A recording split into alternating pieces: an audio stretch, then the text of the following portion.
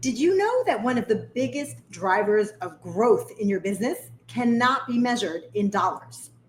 It's emotional intelligence. Some studies show that success on the job or as an entrepreneur is only 25% IQ, and it's 75% EQ, or emotional intelligence. I still remember in the 90s when the first big book came out about emotional intelligence. It was written by Daniel Goleman, and it was called Emotional Intelligence. And he was the first one to really prove through studies that people who succeed in life don't just need a high IQ, they need a high EQ, or emotional intelligence.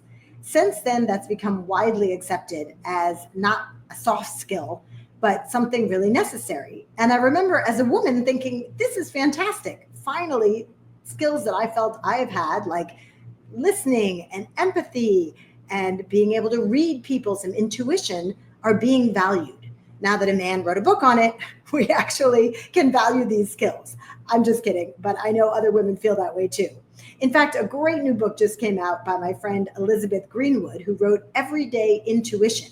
And that's all about the history of women and intuition and why we were never taught or made to feel that our intuition was a valuable skill. One thing she shared in that book that I thought was really interesting was a study that showed that whenever you have two parties where one party has more power than the other party, the party that has the least power always has higher intuition than the party with more power. Why is that? Because the party with the least power has to be able to read the party with more power in order to get ahead, and sometimes for mere survival.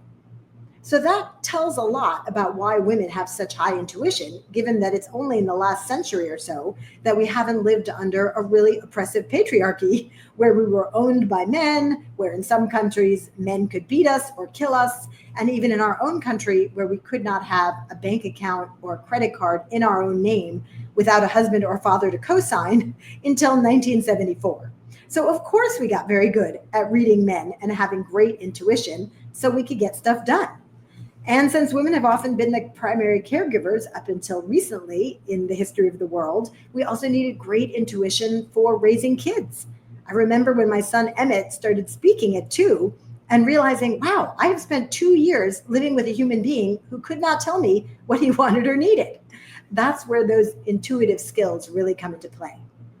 But intuition is just one part of emotional intelligence. And I'm going to assume if you're watching this that you already have some degree of emotional intelligence, which is why you're interested in this topic. I'm sure you've been around people who have low emotional intelligence, and you know what that feels like. I'll just give a couple examples. I remember when I was working in the nonprofit world before I became an entrepreneur, and I would walk into the office, and just from walking in the office and reading the faces of my colleagues who worked there, I knew what kind of mood our boss was in. Even though her office was way on the other end, I might not see her for several hours. Because if she was in a bad mood, that would permeate throughout the entire office. A second example of what it feels like when someone doesn't have their emotional intelligence dialed in is I raised venture capital, as many of you know, and I got to get on calls and go to meetings with so many brilliant businessmen and investors, and some businesswomen too, but this was a while ago, so I was mainly pitching to men. And it was interesting how they were just whizzes with numbers, but lacking some very basic social skills, like they would say inappropriate things, or they would interrupt me, or they would make a comment that was completely, not the right thing to say to a young woman entrepreneur. I will not get into details. All of that is emotional intelligence. All right, so what are a few things you can do to even further grow your emotional intelligence and add to this superpower that you have? And it's not just women, of course. Many men have high emotional intelligence. Plus, it's something that you can work on and develop and add to.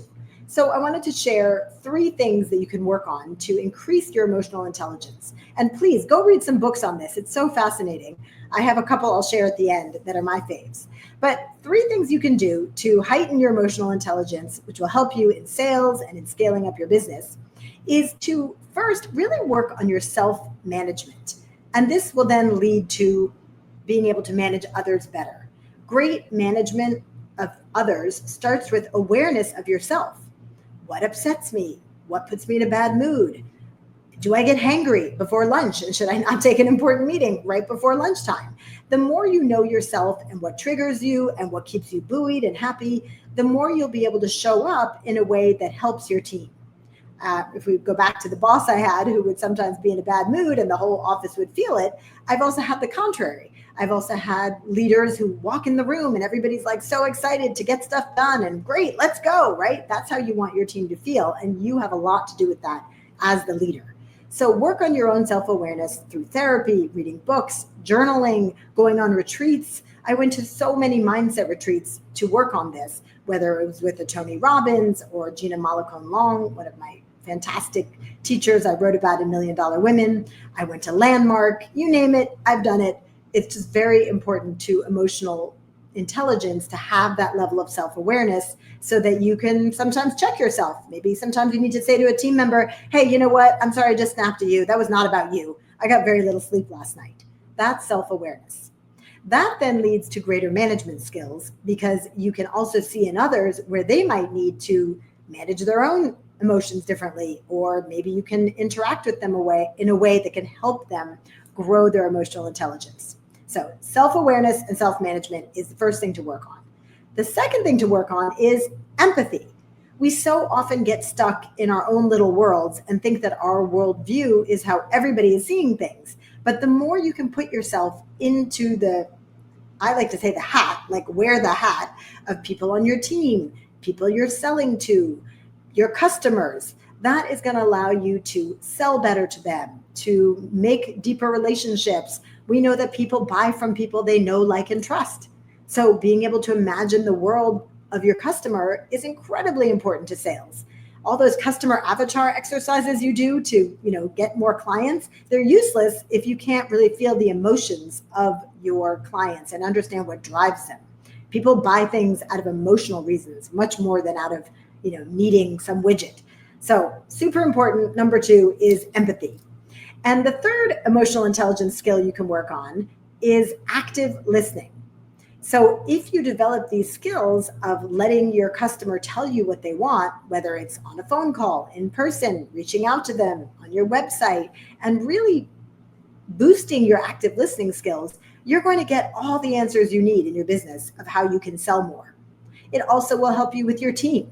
If you're looking to scale up, you're not going to be doing that all alone. You're going to have part-time contractors or full-time employees or maybe people remote all over the world, which is even more critical for being a good manager when you can't see people face to face and build that trust.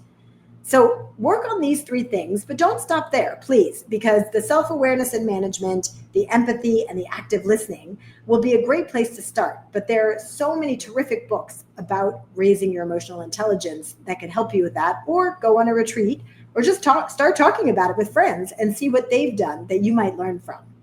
A couple of my favorite books, in addition to the classic emotional intelligence written by Daniel Goleman, are The Power of Nunchi and Emotional Intelligence. Both very quick reads and a great place to start if you want to add to your emotional intelligence or even share it with your team or with your family. This one has a lot of great actionable things you could do right away with team members. And this book by Yuni Hong is one of my favorites because she moved to South Korea when she was a young child and she didn't speak the language. So she had to develop really heightened intuition to even follow what was going on in the classroom, make friends, navigate complex social structures in South Korea. Eventually she caught on and she wound up writing this book about the term Nunchi, Nunchi, which is a term used in South Korea for what we would call emotional intelligence plus manners plus intuition. I love this book because it's a quick and easy read, and I even shared it with my tween sons, and now we refer to it all the time. You can even use that term out in public because people don't know what you're talking about. If you say someone has low nunchi, then that becomes kind of a code word. So have some fun with that. I hope you'll pick up one of these books and maybe start using one of the tips from this video. Thanks for joining me. I'll see you back here next time, and reach out to us if we can help you with growing your team or learning how to sell better or scale up your company. Till I see you next time, stay brave and go big.